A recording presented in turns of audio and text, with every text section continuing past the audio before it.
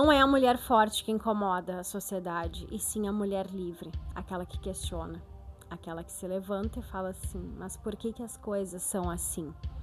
Seja muito bem-vinda, deusa e deuso, porque os homens são muito bem-vindos aqui, para o nosso segundo episódio do podcast Mulheres Sem Fronteiras, que aqui a gente fala sobre voz, justiça e liberdade feminina. E não tem como a gente falar sobre o feminino, sobre a mulher, sem tocar em assuntos políticos, filosóficos, históricos. E isso, agora, como uma divulgadora científica, né, eu penso que enquanto o conhecimento ao que eu tive acesso para entender o que estava acontecendo comigo enquanto mulher e enquanto mulher dentro de uma sociedade, ele estiver restrito às camadas mais intelectualizadas, as pessoas vão seguir propagando essas inverdades que esses coaches fuleiros e esses gurus de internet falam tanto sobre o que é energia feminina e masculina. E nada mais é do que uma onda de conservadorismo, né? Porque aí a gente está falando de economia e é assunto para um outro podcast. Vamos falar sobre agora a mulher.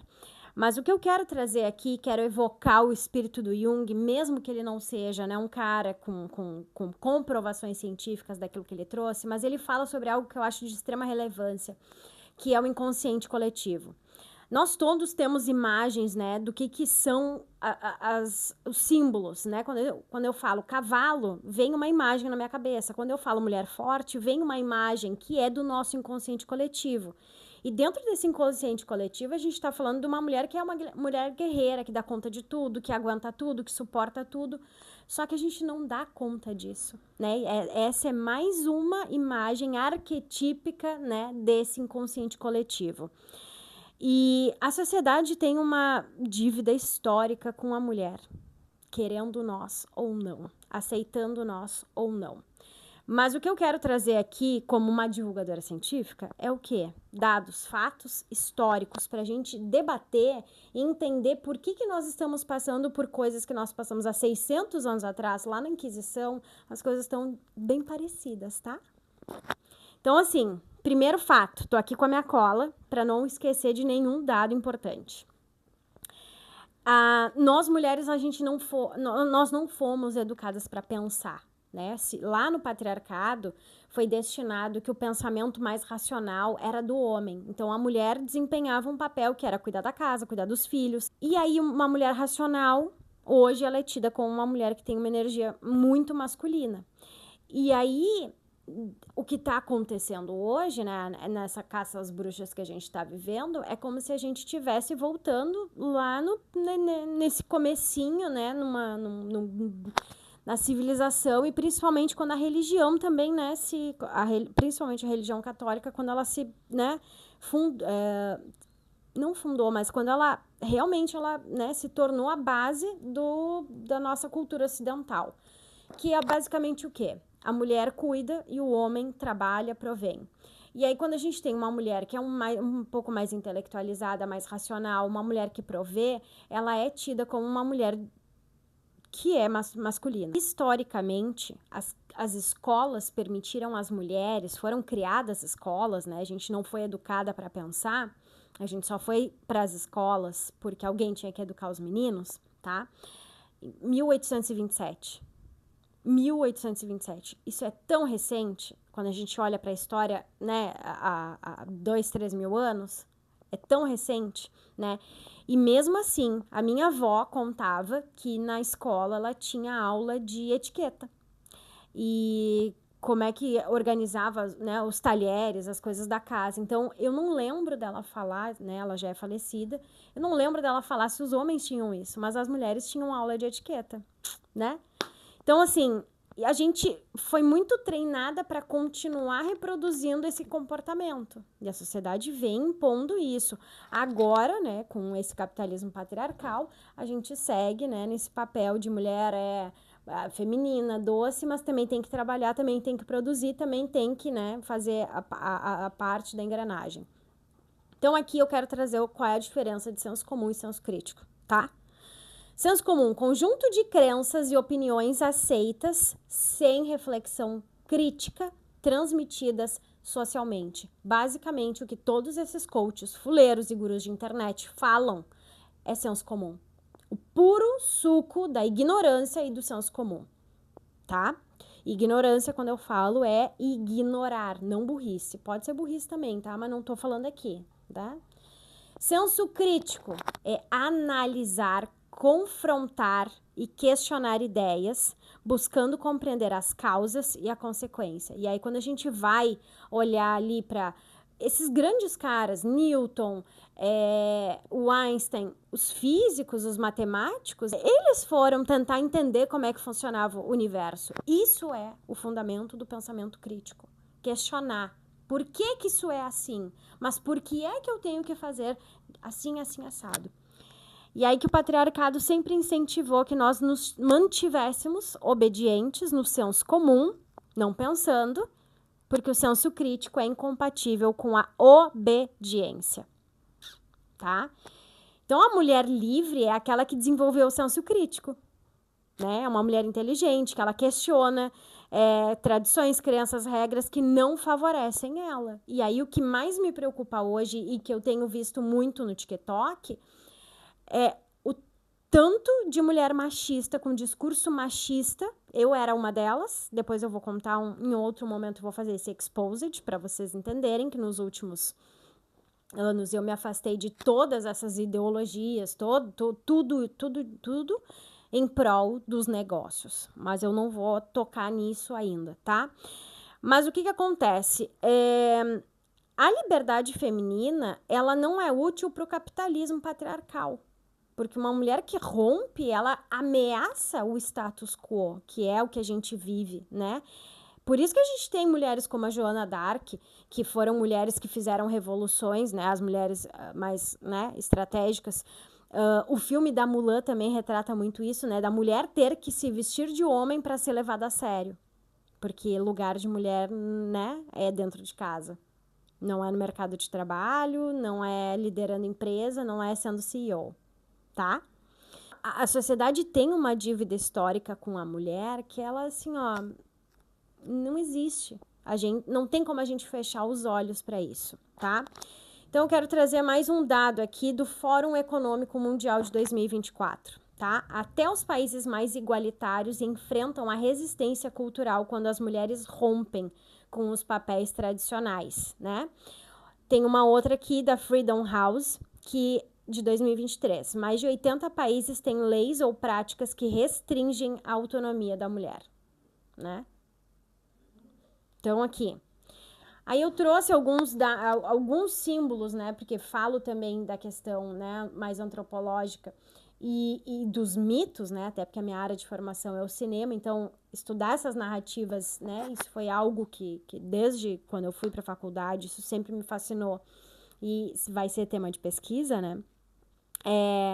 A Eva, ela é a culpada por comer o fruto proibido e levar todo o mal para nossa humanidade, né? A culpa sempre sendo da mulher.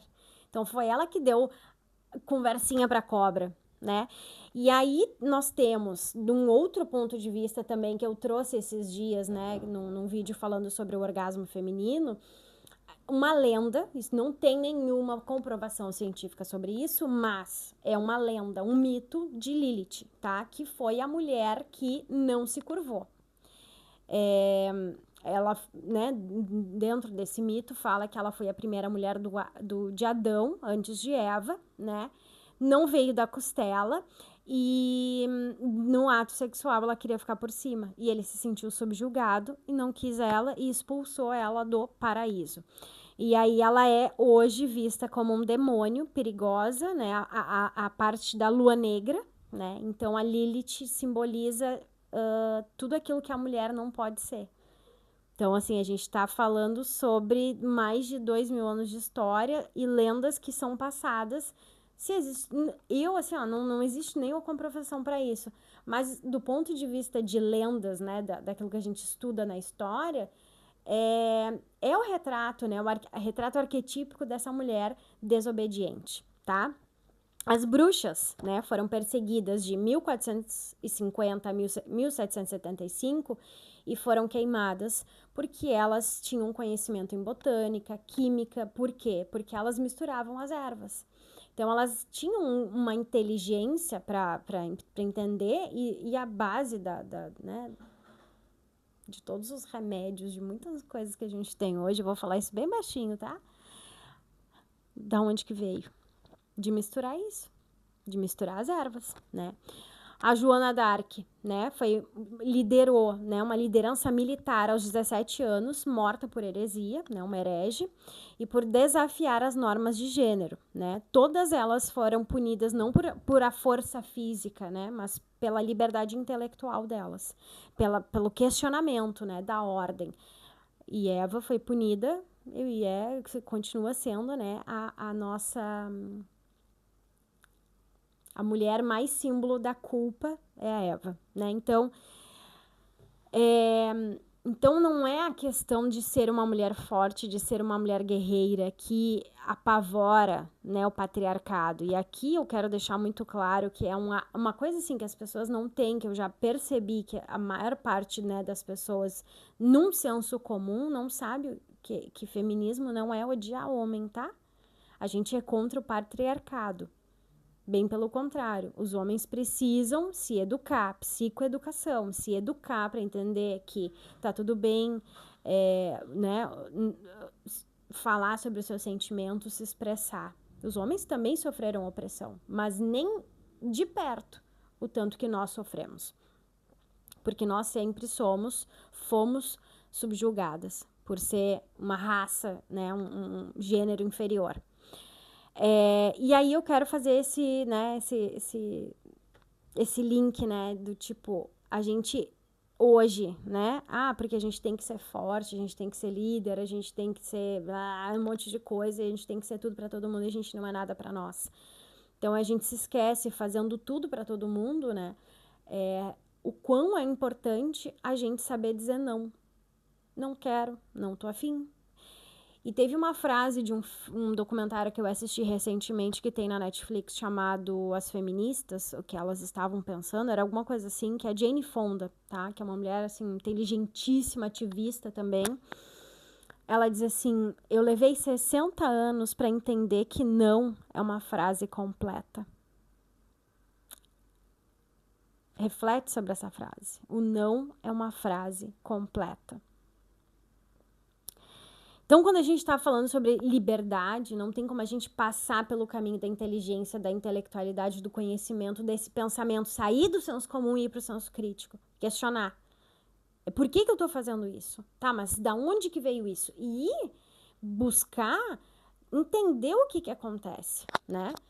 Então, aqui, para a gente encerrar, quero trazer uma outra frase também, que é eu trouxe a da Cate Blanchett. Essa eu não sei de quem que é, mas eu vi sendo citada pela Cate Blanchett, tá? As mulheres boazinhas raramente fazem história. E se a gente parar para pensar em todas as artistas, escritoras, mulheres que se posicionaram, elas enfrentaram Frida Kahlo, todas elas enfrentaram algum preconceito ao longo da vida delas, por N motivos. Então a gente precisa, urgente, entender sobre letramento de gênero, entender o que é um discurso de ódio contra as mulheres, entender o que é a misoginia, né, com essa ascensão dos red pills aí, e para que as nossas filhas, e pra gente, né, também, eu não sei se eu vou ver essa revolução toda, mas para que a gente tenha o direito de ocupar o nosso lugar, ocupar o nosso espaço. Que basicamente, né, o projeto do Mulheres Sem Fronteiras surgiu exatamente disso, da gente ocupar o nosso espaço. O quão a gente é todo momento sendo retirada desse lugar, e a gente tem que fazer um esforço para poder voltar para esse lugar. Eu espero que tenha sido útil, né, esse conhecimento, e eu espero também que a gente possa, né, deixar um futuro menos insalubre, né, porque estamos vivendo, com esse conservadorismo todo, a gente está vivendo um tempo bem sombrio do ponto de vista histórico, econômico, político, enfim. E eu espero que de alguma forma possa ter contribuído para te trazer luz, para te trazer consciência sobre, né, essas questões. Até a próxima.